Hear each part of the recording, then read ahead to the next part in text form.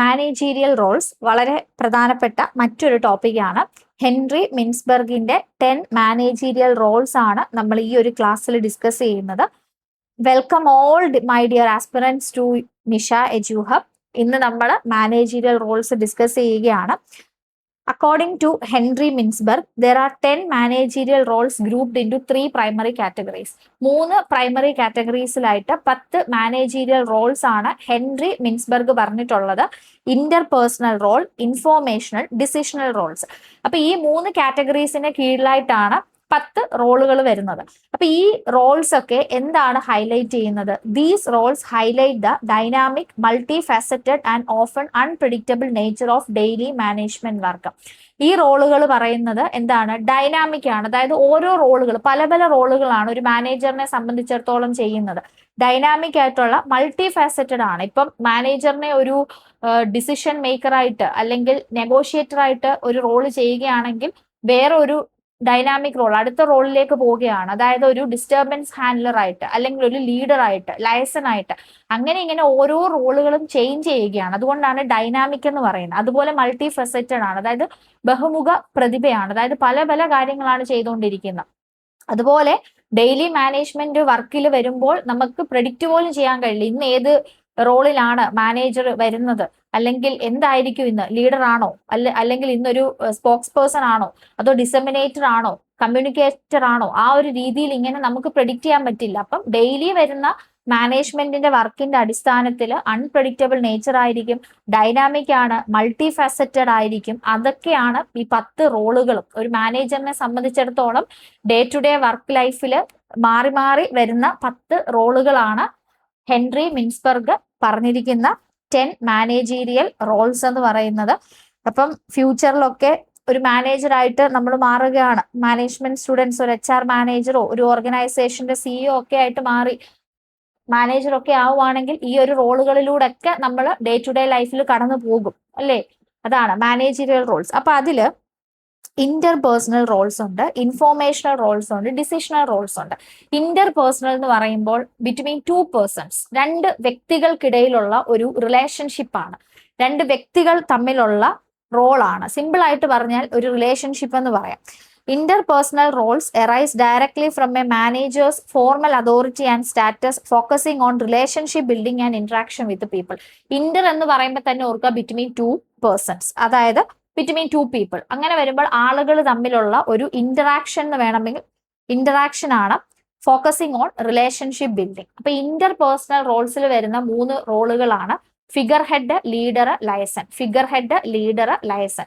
അപ്പൊ ഇന്റർപേഴ്സണൽ എന്ന് പറയുമ്പോൾ ആ ഒരു ഇന്ററാക്ഷൻ ആണ്, റിലേഷൻഷിപ്പ് ബിൽഡിംഗ് ആണ്, interaction between 2 persons, interaction with people. Inter എന്ന് പറയുമ്പോഴേ ഓർക്കുക ബിറ്റ്വീൻ 2 പേഴ്സൺസ്, 2 വ്യക്തികളെങ്കിലും ഉണ്ടായിരിക്കണം. ഇപ്പൊ ഫിഗർ ഹെഡ് എന്ന് പറയുമ്പോൾ എന്താണ്? ഫിഗർ ഹെഡ് എന്ന് പറഞ്ഞാൽ ഓർഗനൈസേഷനിലുള്ള സിംബോളിക് ആൻഡ് സെറിമോണിയൽ ഡ്യൂട്ടീസ് ഉണ്ട്. ഇപ്പൊ ഒരു ഓർഗനൈസേഷനെ സംബന്ധിച്ചിടത്തോളം ഒഫീഷ്യൽ ഡോക്യുമെന്റുകൾ സൈൻ ചെയ്യണം, ക്ലയന്റുകളെ, വിസിറ്റിംഗ് ക്ലയന്റ്സ്, അതായത് ഓഫീസിലേക്ക് വരുന്ന അല്ലെങ്കിൽ ഓർഗനൈസേഷനിലേക്ക്, കമ്പനിയിലേക്ക് വരുന്ന ക്ലയന്റുകളെ എല്ലാം ഹോസ്റ്റ് ചെയ്യുക. അപ്പൊ ഇത്തരത്തിലുള്ള കാര്യങ്ങളൊക്കെ ചെയ്യുന്ന ഒരു റോളാണ് ഫിഗർ ഹെഡ് എന്ന് പറയുന്നത്. ആ figure head role manager act ചെയ്യുന്ന മാനേജീരിയൽ റോൾസിലെ ഒരു റോളാണ് ഫിഗർ ഹെഡ് എന്ന് പറയുന്നത്. മാനേജേഴ്സിന് ചില ദിവസങ്ങളിൽ ഫിഗർ ഹെഡ് ആയിട്ട് ആക്ട് ചെയ്യണം. അതെങ്ങനെയാണ്? ഒഫീഷ്യൽ ഡോക്യുമെന്റ്സ് സൈൻ ചെയ്യുക, ക്ലയന്റുകൾ, വിസിറ്റ് ചെയ്യുന്ന ക്ലയന്റുകളെ എല്ലാം ഹോസ്റ്റ് ചെയ്യുക. അതൊക്കെയാണ് എന്തെന്ന് പറയുന്നത്? ഫിഗർ ഹെഡ് എന്ന് പറയുന്നത്. ആക്ച്വലി ആ ഒരു കമ്പനിയെ റെപ്രസെന്റ് ചെയ്യുകയാണ് ഫിഗർ ഹെഡ്. ഇനി ലീഡർ, മാനേജേഴ്സിന് ലീഡർ ആയിട്ട് ആക്ട് ചെയ്യണം. എങ്ങനെയാണ് ലീഡർഷിപ്പ് വരുന്നത്? ലീഡർഷിപ്പ് എന്ന് പറയുമ്പോൾ മാനേജേഴ്സിന്റെ കീഴിൽ വരുന്ന ടീമുകളെ, വർക്കേഴ്സിനെ എല്ലാം മോട്ടിവേറ്റ് ചെയ്യണം അല്ലെ, മോട്ടിവേഷൻ കൊടുക്കണം. അന്നുള്ള ഒബ്ജക്റ്റീവ്സ് സെറ്റ് ചെയ്യുക, ഗോൾസ് സെറ്റ് ചെയ്യുക, എംപ്ലോയി പെർഫോമൻസ്, എംപ്ലോയി ഡെവലപ്മെന്റ്, ഇത്തരത്തിലുള്ള കാര്യങ്ങളൊക്കെ ആരാ ചെയ്യേണ്ടത്? മാനേജേഴ്സ്. ലീഡർഷിപ്പ് ആണ്, ലീഡേഴ്സ് ആയിട്ട് ആക്ട് ചെയ്യും അല്ലെ. അതുപോലെ മൂന്നാമത്തത് ലയസൺ ആണ്. ലയസൺ എന്ന് പറയുമ്പോഴും ഒരു inside the organisation, outside the organisation, അതായത് ഓർഗനൈസേഷന്റെ അകത്തും പുറത്തും ബന്ധങ്ങൾ സ്ഥാപിക്കുക. Establishing and maintaining A network of contacts അല്ലെ. ഒരു മാനേജർ, ഒരു കമ്പനി മാനേജറിനെ സംബന്ധിച്ചിടത്തോളം ഓർഗനൈസേഷന്റെ അകത്തും ഓർഗനൈസേഷന്റെ പുറത്തും ധാരാളം കോണ്ടാക്റ്റുകൾ മെയിൻറ്റെയിൻ ചെയ്യണം. അതുവഴി ഇൻഫോർമേഷൻസ് ഷെയർ ചെയ്യണം, റിസോഴ്സസ് ഷെയർ ചെയ്യണം അല്ലെ. അതാണ് ലയസൺ എന്ന് പറയുന്നത്. ആ ഒരു റോളാണ് ലയസൺ റോൾ എന്ന് പറയുന്നത്. ഇനി രണ്ടാമത്തത് ഇൻഫോർമേഷണൽ റോൾസ്. ഇൻഫോർമേഷണൽ റോൾസ് എന്ന് പറയുമ്പോൾ എന്താണ്? പേര് പോലെ തന്നെ ഇൻഫോർമേഷൻസ് റിസീവ് ചെയ്യുക, പ്രോസസ് ചെയ്യുക, ട്രാൻസ്മിറ്റ് ചെയ്യുക, അല്ലെ? കിട്ടുന്ന ഡാറ്റാസ് അല്ലെങ്കിൽ ഇൻഫോർമേഷൻസിനെ മാനേജേഴ്സ് റിസീവ് ചെയ്യുകയാണ്, പ്രോസസ് ചെയ്യുകയാണ്, ഡാറ്റാസ് ട്രാൻസ്മിറ്റ് ചെയ്യുകയാണ്. ഇപ്പൊ 3 റോൾസ് ആണ് അതിന്റെ കീഴിൽ വരുന്നത്. മോണിറ്റർ ആയിട്ട് ആക്ട് ചെയ്യും, ഡിസെമിനേറ്റർ ആണ്, സ്പോക്സ് പേഴ്സൺ ആണ്. മോണിറ്റർ എന്ന് പറയുമ്പോൾ തന്നെ നമുക്കറിയാം കാര്യങ്ങളെല്ലാം ഒന്ന് ആക്റ്റീവായിട്ട് ഒബ്സർവ് ചെയ്യുകയാണ്. റിപ്പോർട്ടുകളൊക്കെ ഒന്ന് വായിക്കുക, എൻവയോൺമെന്റ് ആ ഒരു മാർക്കറ്റിനെ ഒബ്സർവ് ചെയ്യുക, സ്റ്റാഫുകളോടൊക്കെ അതിനെക്കുറിച്ച് ഒന്ന് സംസാരിക്കുക, കമ്മ്യൂണിക്കേറ്റ് ചെയ്യുക, എൻവയോൺമെന്റ് ഔട്ട്സൈഡ് എൻവയോൺമെന്റ് ഒക്കെ സ്കാൻ ചെയ്യുക. എന്തിനു വേണ്ടിയിട്ടാണ്? മോണിറ്ററൈസ്, മൊത്തത്തിലൊന്ന് മോണിറ്റർ ചെയ്യുന്ന എന്തിനാണ്? കിട്ടുന്ന ഇമ്പോർട്ടന്റ് ആയിട്ടുള്ള ഇൻഫോർമേഷൻ, റീസെന്റ് ആയിട്ടുള്ള ട്രെൻഡ്, എന്തെങ്കിലും ഇഷ്യൂസ് ഒക്കെ ഉണ്ടോ അതൊക്കെ ഒന്ന് കൃത്യമായിട്ട് എൻവയോൺമെന്റ് സ്കാൻ ചെയ്ത് കാര്യങ്ങളൊക്കെ ഒന്ന് മോണിറ്റർ ചെയ്ത് വർക്കേഴ്സിനോട്, സ്റ്റാഫുകളെയൊക്കെ ഒന്ന് അറിയിക്കുക, ഒന്ന് കമ്മ്യൂണിക്കേറ്റ് ചെയ്യുക എന്നുള്ളതാണ് മോണിറ്റർ. ഇനി ഡിസെമിനേറ്റർ റോൾ എന്താണ്? ഡിസെമിനേറ്റർ റോൾ എന്ന് പറയുമ്പോൾ ഡിസെമിനേറ്റർ എന്ന് പറയുമ്പോൾ കൃത്യമായിട്ടുള്ള അല്ലെ റെലവെന്റ് ആയിട്ടുള്ള ഇൻഫോർമേഷൻസിനെ സബോർഡിനേറ്റ്സിലേക്ക് പാസ് ചെയ്യുക, ഡയറക്റ്റ് അപ്ഡേറ്റ് ചെയ്യുക, കൃത്യമായിട്ട് കറക്റ്റ് ടൈമിൽ ആ കാര്യങ്ങളെ അപ്ഡേറ്റ് ചെയ്യുക. കമ്പനിക്കകത്തുള്ള ഇന്റേണലി ആണ് കേട്ടോ, ഇന്റേണലി വിതിൻ ദ കമ്പനിയാണ്. Distributing necessary insight and factual data to the right team and employees internally. Organisation അല്ലെങ്കിൽ കമ്പനിയുടെ അകത്ത് റെലവെന്റ് ആയിട്ടുള്ള ഇൻഫോർമേഷൻസ് കൃത്യമായ രീതിയിൽ ഡയറക്റ്റ് ആയിട്ട് സബോർഡിനേറ്റിനെ അപ്ഡേറ്റ് ചെയ്യേണ്ട ഒരു റോള്, ഒരു മാനേജീരിയൽ റോളാണ്. അത്തരത്തിലുള്ള ഒരു റോളാണ് ഡിസെമിനേറ്റർ. ഇനി മാനേജർ ഡിസെമിനേറ്റർ ആയിട്ട് ആക്ട് ചെയ്യുന്നു. ഇനി മാനേജർ ചില ദിവസങ്ങളിൽ സ്പോക്സ് പേഴ്സൺ ആണ്. ചില ദിവസങ്ങൾ എന്ന് ഉദ്ദേശിക്കുന്നത് എന്താണ്? ഓരോ വർക്ക് അനുസരിച്ച് ഓരോ റോളുകളായിരിക്കും ചെയ്തു വരേണ്ടത്, അല്ലെ? സ്പോക്സ് പേഴ്സൺ ആണ്. സ്പോക്സ് പേഴ്സൺ എന്ന് പറഞ്ഞാൽ കമ്പനിയെ റെപ്രസെന്റ് ചെയ്തുകൊണ്ട് on behalf of the company എന്താണ് പുറമേ ഉള്ള external stakeholders like medias, investors, partners ഇവർക്കൊക്കെ പബ്ലിക് ഇമേജ് ആൻഡ് ഇൻഫോർമേഷൻ, അതായത് കമ്പനിയുടെ ഒരു വോയിസ് അല്ലെങ്കിൽ official voice of the organisation ആണ് ആര്? മാനേജേഴ്സ്. അത്തരത്തിലുള്ള ഒരു റോളാണ് സ്പോക്സ് പേഴ്സൺ. ചില സമയങ്ങളിൽ എക്സ്റ്റേണലി കമ്പനിക്കകത്ത് എന്തെങ്കിലും പ്രശ്നങ്ങൾ ഉണ്ടായി, ഇപ്പൊ പുറത്തുള്ള മീഡിയാസിനോട് സംസാരിക്കണം, അല്ലെങ്കിൽ അവരുടെ പാർട്ട്നേഴ്സ് അല്ലെങ്കിൽ സ്റ്റേക്ക് ഹോൾഡേഴ്സ് ഇവരോടൊക്കെ തന്നെയും ഇൻഫോർമേഷൻസ് ഇൻഫോം ചെയ്യേണ്ടത് അല്ലെങ്കിൽ ഷെയർ ചെയ്യേണ്ടത് കമ്പനിയെ റെപ്രസെന്റ് ചെയ്തുകൊണ്ട് ചെയ്യേണ്ട ഒരു റോളാണ് സ്പോക്സ് പേഴ്സൺ. അപ്പൊ അത്തരത്തിലുള്ള ഒരു റോളും മാനേജറും വഹിക്കും, അല്ലെ? Official voice of the company അല്ലെങ്കിൽ ഓർഗനൈസേഷൻ എന്നും നമുക്ക് പറയാം സ്പോക്സ് പേഴ്സൺ. ഇനി ഡിസിഷണൽ റോൾസിലേക്ക് വരുമ്പോൾ കുറച്ചും കൂടി ടോപ്പ് ആയിട്ട് കാര്യങ്ങൾ ചിന്തിക്കേണ്ട റോൾസ് ആണ്, അല്ലെ? Entrepreneur, disturbance handler, resource allocator, negotiator ഇതൊക്കെ ഡിസിഷണൽ റോൾസിൽ മാനേജർ ആക്ട് ചെയ്യേണ്ട റോളുകളാണ്. Based on the information gathered managers must make critical choices to guide the business. Decisional roles എന്ന് പറയുമ്പോൾ ഡിസിഷൻ മേക്കിംഗ് എന്ന് പറയുന്നത് മാനേജ്മെന്റിനെ സംബന്ധിച്ചിടത്തോളം ഒരു ഇമ്പോർട്ടന്റ് ഫംഗ്ഷൻ ആണ്. Decision making is the essence of management. അപ്പം അത്തരത്തിൽ കൈകാര്യം ചെയ്യേണ്ട റോളുകളാണ്. ഒന്ന്, ഓൺട്രപ്രനർ എന്ന് പറയുമ്പോൾ എന്താണ്? ഇപ്പം പുറമെ ഇപ്പൊ എപ്പോഴും ഒരേ രീതിയിൽ നമുക്ക് കമ്പനിയെ കൊണ്ടുപോകാൻ സാധിക്കില്ല. വെളിയിൽ ഉണ്ടാവുന്ന ട്രെൻഡുകൾ, റീസെന്റ് ആയിട്ട് സംഭവിക്കുന്ന ചേഞ്ചസ് അല്ലെങ്കിൽ ട്രെൻഡ്, ഇന്നോവേഷൻസ് ഇതൊക്കെ അനുസരിച്ചിട്ട് ചേഞ്ചസിനെ ഇനിഷ്യേറ്റ് ചെയ്യുക, കമ്പനിയുടെ വളർച്ചയ്ക്ക് വേണ്ടി പുതിയ പുതിയ അപ്ഡേഷൻസ് കൊണ്ടുവരിക, ഇന്നോവേഷൻസ് കൊണ്ടുവരിക, അതുപോലെ initiating change, designing new project and driving innovations. പുതിയ പ്രോജക്റ്റുകളൊക്കെ ഡിസൈൻ ചെയ്ത് ഇപ്പം പഴയ കാര്യങ്ങൾ തന്നെ ചെയ്തുകൊണ്ടിരുന്നാൽ കമ്പനിക്ക് വളർച്ച ഉണ്ടാവത്തില്ല, അല്ലെ? റീസെന്റ് ട്രെൻഡ്സ് അനുസരിച്ച് നമ്മൾ ഓരോ ചേഞ്ചസും initiating change, designing new project, driving innovations. അപ്പോൾ ഒരു ചേഞ്ച് തന്നെ മാറ്റങ്ങൾ എപ്പോഴും ഉണ്ടാവണം, കാലത്തിനനുസരിച്ച് മാറ്റങ്ങൾ ഉണ്ടാവണം.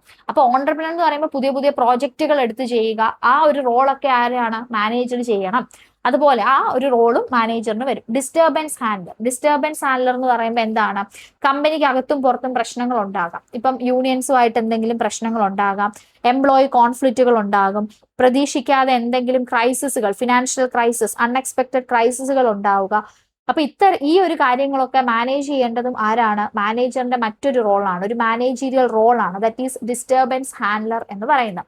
ഇനി റിസോഴ്സ് അലൊക്കേറ്റർ എന്ന് പറയുമ്പോൾ എന്താ? റിസോഴ്സസ് അലൊക്കേറ്റ് ചെയ്യുക, deciding how to distribute resources എന്ന് പറയുമ്പോൾ ടൈം, ബഡ്ജറ്റുകൾ, ഹ്യൂമൻ റിസോഴ്സസ്, ഫിനാൻഷ്യൽ റിസോഴ്സസ്, ഓരോ പ്രോജക്റ്റുകൾക്കും വേണ്ടുന്ന ഫിസിക്കൽ ആയിട്ടുള്ള റോ മെറ്റീരിയൽസ്, ഡാറ്റാസ്, ബഡ്ജറ്റുകൾ, ടൈം, അല്ലെ, work power, manpower, human element, എല്ലാ കാര്യങ്ങളും, ഫിനാൻഷ്യൽ റിസോഴ്സസ്, ഇതൊക്കെ അലൊക്കേറ്റ് ചെയ്യുക, എങ്ങനെയൊക്കെ അലൊക്കേറ്റ് ചെയ്യണം എന്നുള്ള തീരുമാനങ്ങളൊക്കെ എടുക്കേണ്ട റോളാണ് resource അലൊക്കേറ്റർ.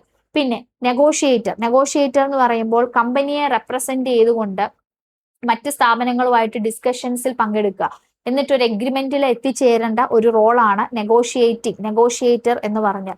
Representing the organisation in discussions and securing agreement with client, supplier or unions. ക്ലയന്റുകളും സപ്ലയേഴ്സും ഒക്കെ ആയിട്ട് ഒരു എഗ്രിമെന്റിലേക്ക് എത്തിച്ചേരാൻ വേണ്ടിയിട്ട് പരസ്പരം ഗുണം ദോഷം ഇല്ലാത്ത ഒരു രീതിയിൽ ഒരു എഗ്രിമെന്റിലേക്ക് എത്തിത്തീരുക എന്നുള്ള, അല്ലെ, രണ്ടുപേർക്കും ഫേവറബിൾ ആയിട്ടുള്ള ഒരു രീതിയിൽ നെഗോഷിയേറ്റ് ചെയ്ത ഒരു എഗ്രിമെന്റിൽ എത്തിപ്പെടുക എന്നുള്ളതാണ് മാനേജീരിയൽ റോളിന്റെ മറ്റൊരു ഇത് നെഗോസിയേഷൻ ഒക്കെ വളരെ ഇമ്പോർട്ടന്റ്, പ്രധാനപ്പെട്ട ഒരു ടോപ്പിക്കാണ്. പല രീതിയിലുള്ള നെഗോസിയേഷൻസ് ഒക്കെ ഉണ്ട്. രണ്ടുപേർക്കും ഗുണം കിട്ടുന്ന നെഗോസിയേഷൻസ് ഉണ്ട്, ഒരാൾക്ക് നഷ്ടം ഒരാൾക്ക് വിജയം കിട്ടുന്ന രീതിയിലുണ്ട്. വിൻ വിൻ സ്ട്രാറ്റജി ഉണ്ട്, വിൻ ലോസ് ഉണ്ട്. അതൊക്കെ നമ്മൾ വരും ക്ലാസ്സസിലൊക്കെ ഡിസ്കസ് ചെയ്യും. ഇപ്പം തൽക്കാലം നെഗോഷിയേറ്റർ റോൾ എന്താണെന്നൊന്ന് മനസ്സിലാക്കി വെക്കുക. അപ്പം ഹെൻറി